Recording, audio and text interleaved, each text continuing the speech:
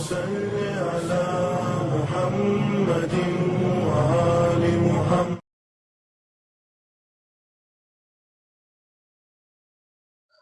اعوذ باللہ من الشیطان الرجیم. بسم اللہ الرحمن الرحیم. الحمد للہ رب العالمین والصلاة والسلام. اما بعد فقد قال اللہ سبحانہ الکریم وقولہ الحق واصدق الصادقین. بسم اللہ الرحمن الرحیم. ان اللہ یحب التوابین. ناظرین محترم، السلام علیکم ورحمۃ اللہ وبرکاتہ. جیسا کہ آپ کو معلوم ہے کہ اس سے پہلے ہم نے جو ایپیسوڈز اور جو سیریز چل رہی تھی ہماری کہ گناہوں سے کیسے بچا جائے، گناہوں سے بچنے کے طریقے، سب سے پہلے ہم ترجمہ کر دیتے ہیں اس آیت شریفہ کا کہ پروردگار عالم توبہ کر، ان اللہ یحب التوابین، کہ بے شک پروردگار عالم توبہ کرنے والوں کو دوست رکھتا ہے. اگر گناہ ہو گیا سرزد علی الاعلان، کسی بھی طریقے سے اگر گناہ ہو گیا ہے تو ہمیں چاہیے کہ ہم خدا کی بارگاہ میں توبہ اور استغفار کریں. انشاءاللہ تعالیٰ کل بھی ہمارے پاس موقع ہے کہ ہم اگر عید مباہلہ کی نماز پڑھ رہے ہیں تو اس میں بھی معصومین نے کہا ہے کہ نماز کو 2 رکعت نماز کو تمام کرنے کے بعد 70 مرتبہ استغفر اللہ ربی واتوب الیہ کی تسبیح پڑھیں.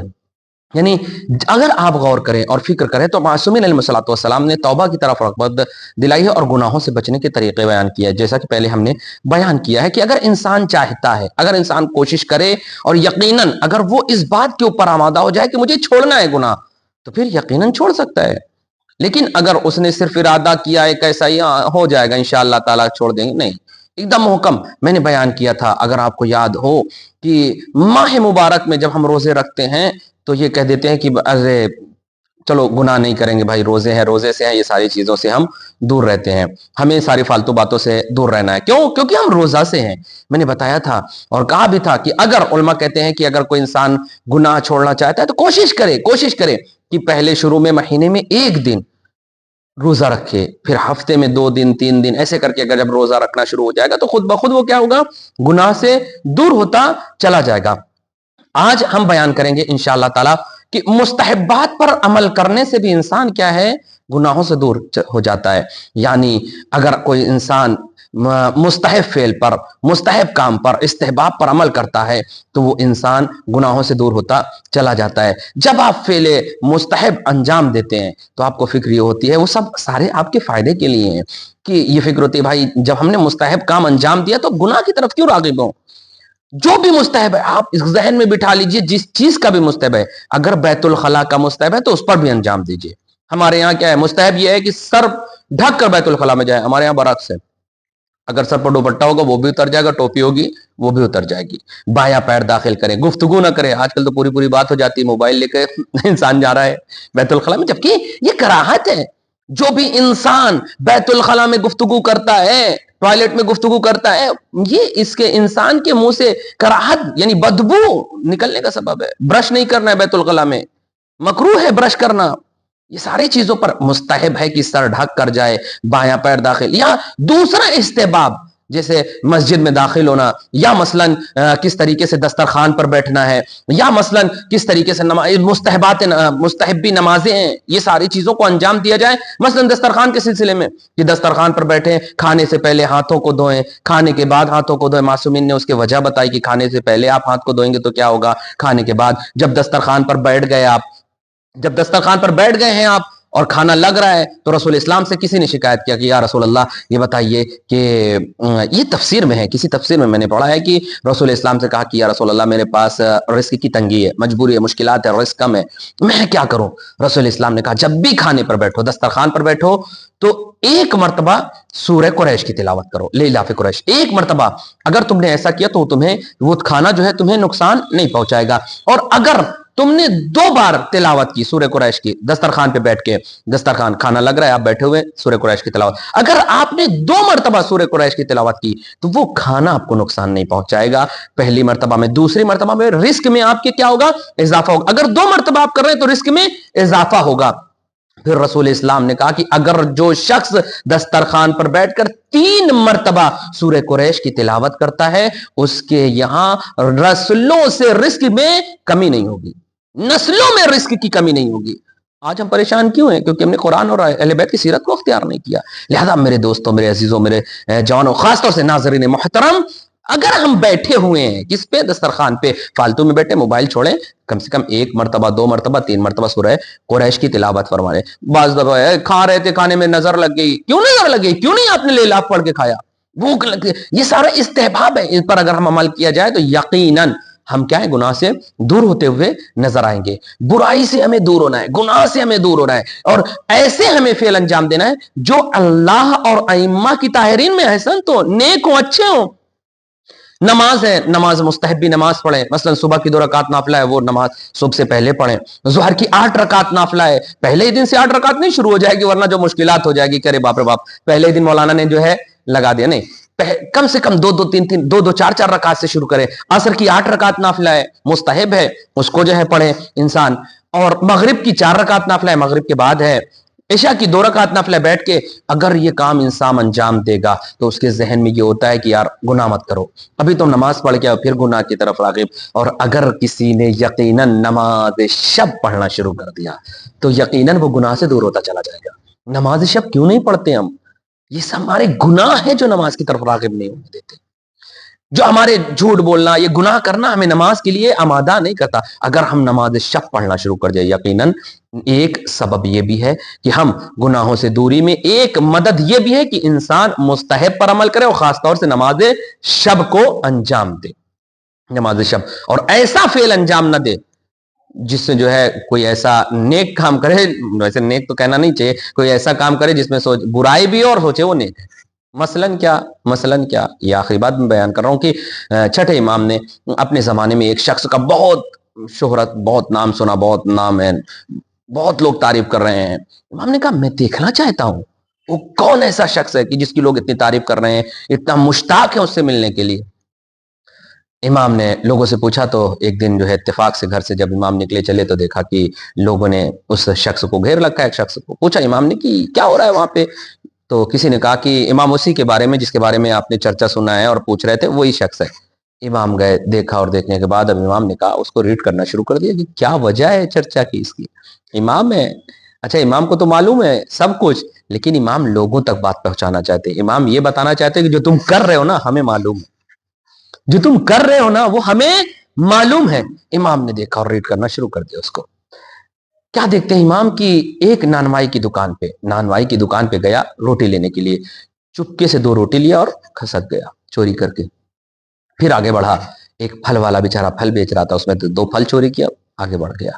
آگے بڑھنے کے بعد جب اور آگے نکلا، اور آگے نکلنے کے بعد اس نے جو ہے ایک مریض کو دیکھا، پریشان حال کو دیکھا، اس نے 2 اس کو روٹی دیا اور 2 انار دیا اور چل دیا۔ امام نے کہا رکو، ہم نے تمہارا بہت تذکرہ سنا، ہم نے تمہارے بہت چیزیں دیکھی۔ اب اچھا اس نے سوچا کہ ارے باپ باپ، شاید ہو سکتا ہے کہ اچھا وہ نہیں جان رہا کہ یہ امام ہے، ہو سکتا ہے کہ بہت اچھی چیزیں ہو۔ پوچھا کہ کیا آپ نے دیکھا، کیا آپ نے سنا میرے بارے میں؟ امام نے کہا جو تم نے چوری کیا ہے نا اس کو چھوڑ دو، ایسے کر کے نیکی مت کماؤ۔ ابھی بھڑک گیا، تم کون ہوتے ہو، تم کون ہوتے ہو، کون ہو تم؟ امام نے کہا کہ میں جعفر ابن محمد ہوں، میں جعفر صادق ہوں، میں فرزند رسول ہوں۔ تم اپنے سے کام، اب یہ کہنے لگا، اب یہ بھڑک گیا، چوری پکڑی گئی نا، بھڑک گیا، تم اپنے کام سے کام رکھو، ہم سے کیا لینا دینا، کیوں آپ میرے بیچ میں پڑے ہوئے ہیں، یہ ہے وہ ہے، آپ کو جو ہے قرآن کا خود ہی علم نہیں ہے، آپ نے رسول کے قرآن کو جو ہے وہ کر دیا۔ امام نے کہا ذرا ہمیں بتا دو، قرآن ہمیں سمجھا دو۔ کہا تمہیں معلوم ہے؟ امام سے کہتا ہے کہ تمہیں معلوم ہے کہ قرآن کی آیت ہے من جاء بالحسنۃ فلہ عشر امثالھا ومن جاء بالسیئۃ فلا یجزی الا مثلھا۔ امام سے کہتا ہے کہ جو بھی ایک نیکی انجام دے گا اللہ اس کے 10 برابر دیتا ہے، اور جو ایک برائی کرتا ہے اللہ اس کے برائی کا بدلہ اسی بس ایک برائی دیتا ہے۔ کہا تمہیں معلوم ہے ہم نے 4 نیکی کیا، خداوند عالم 4 برائی دے گا، اگر میں نے 4 چیزیں چرائی تو 4 برائی دے گا، لیکن میں نے 4 نیکی کیا، یعنی 4 ضرب 10 کتنا ہوا؟ 40 ہوا۔ 40 میں سے اگر آپ نفی کر دیں، منفی کر دیں 4 کو تو 36 بچتا ہے، پھر بھی میرے پاس 36 نیکیاں ہیں۔ امام نے کہا کیسا قیاس لگا رہا ہے تو؟ تیری ماں تیرے غم میں بیٹھے، یہ کیسا قیاس لگا رہا ہے تو؟ تجھے معلوم نہیں ہے، تو نے قرآن نہیں پڑھا، یہ کیسی فالتو والی باتیں کر رہا ہے؟ کیونکہ پروردگار عالم اسی قرآن میں ارشاد فرمانا انما یتقبل اللہ من المتقین، اللہ اپنے صرف اور صرف متقین کے اعمال کو قبول کرتا ہے۔ صاحب تقوی کے اعمال کو قبول کرتا ہے. اور آج ہمارے اندر کیا ہے؟ دکھاوا ہے. امام نے کہا یہ تیرا عمل کوئی فائدہ نہیں پہنچائے گا. اگر تو نے اپنے مال سے یہ کام کیا ہوتا تو خداوند عالم اس کا 10 عوض دیتا. آج ہم اتنا کام کر رہے ہیں، مجلسوں میں کتنے تبرک بانٹ رہے ہیں، محفلیں کتنی اچھی کر رہے ہیں، کتنا سوچتے ہیں، کتنا خطیب، کتنا جو ہے مجلسوں میں روز آنا. ماہ محرم آنے والا ہے، روز آنا، ہمارے یہاں ڈیٹ چل رہی ہے، روز آنا سب کچھ، لیکن کسی کو مثل مل رہا ہے، کسی کو نہیں مل رہا ہے. کیوں؟ وجہ کیا ہے؟ ریزن کیا ہے؟ اپنے مال سے نہیں ہے. کسی یتیم کے حق کو ہم نے مجلس میں لگایا، پھر اللہ اس کا مثل دینے والا نہیں. کسی غریب بھائی کے حق کو ہم نے لگایا، اللہ اس کا مثل دینے والا نہیں. پروردگار عالم اس کا مثل دیتا ہے جو ہمارے ذاتی پیسہ لگتا ہے، پھر اللہ اس کو 10 برابر دیتا ہے. ہم نے تو غریبوں کا حق مار کے محرم میں لگایا، مجلسوں میں لگایا، مسجدوں میں لگایا، دیگر نیک کام سوچ رہے تھے کرنے کے لیے، اس کاموں میں لگایا تاکہ خدا اس کام کو ہمارے لوگ بھی اچھا کہیں اور خدا بھی اس کا مثل دے. پھر اللہ ایسے کام کا مثل نہیں دیکھا، اللہ اس کام کا مثل دیتا ہے، اس کام کے 10 برابر دیتا ہے. 10 کیا 70 گنا بھی دے گا خداوند عالم، مگر شرط یہ ہے کہ وہ اپنے پیسہ ہو، حلال کی کمائی ہو، کسی کا غصبی مال نہ ہو، کسی یتیم کا چھینا ہوا پیسہ نہ ہو، کسی بیوہ کو ستایا ہوا چھین کر مال کو چھینا ہوا مال نہ ہونا چاہیے. اگر ہم نے ایسا کیا تو پھر فائدہ نہیں ہے. پھر ہم اگر گناہ کرنے کے بعد نیکی کرے کوئی فائدہ نہیں. لہذا پہلے ہم گناہوں سے دور ہوں، اور پھر جب ہم نیکی کریں گے یقیناً پھر مجلس ہم منعقد کریں گے تو یقیناً وہ مجلس میں بی بی سیدہ آئیں گے، وہ مجلس میں ہمارا امام آئے گا. جو آج ہم کام کر رہے ہیں، کیا ہم اس قابل ہیں کہ اپنے امام کو اپنے گھر میں دعوت دے سکیں؟ ہے ہمارا گھر اس قابل؟ یقیناً نہیں ہے ہمارا گھر اس قابل. اگر ہمارا گھر اس قابل ہوتا تو ہمارا امام سحور کر دیتا. ہمارا قلب اس قابل نہیں کہ اس قلب میں امام آ جائے. میرے ناظرین محترم، بڑے ادب کے ساتھ گزارش کرنا چاہتا ہوں، 24 گھنٹے میں ہم اپنے وقت کے امام کو کتنا یاد کرتے ہیں؟ ہم اپنے امام کی دل میں اپنے محبت کتنا رکھتے ہیں؟ ہمارا قلب امام کی محبت سے خالی ہے، دوسروں کی محبت سے بھرا ہوا ہے. اس ماہ محرم میں، اس ماہ اذان میں انشاءاللہ تعالی وہ کام کریں گے جس سے ہمارا خدا راضی ہو جائے، جس سے ہمارا امام راضی ہو جائے. اپنے امام کے خاطر مجلس برپا کریں گے، اپنے امام کے خاطر مجلسوں میں جائیں گے. ساری دیواروں کو، بغض، حسد، نفرت کی دیواروں کو توڑ کر صرف ایک بات پر جمع ہوں گے، محبت حسین علیہ السلام پر. یہ اس وقت ہو سکتا ہے جب ہم گناہوں سے دوری اختیار کریں. لہذا ہمیں گناہوں سے دوری اختیار کریں. اگر خدا سے ہم دعا کریں کہ خدایا ہم سب کے گناہوں کو درگزر فرما، ہمارے گناہان صغیرہ کبیرہ کو معاف فرما، اور ہمیں زیادہ سے زیادہ ایام عزائے امام حسین علیہ السلام میں مجلسوں میں شرکت کرنے کی توفیق عنایت فرما. والسلام علیکم ورحمۃ اللہ وبرکاتہ. اللہم صلی علی محمد وآل محمد وعجل فرجہم.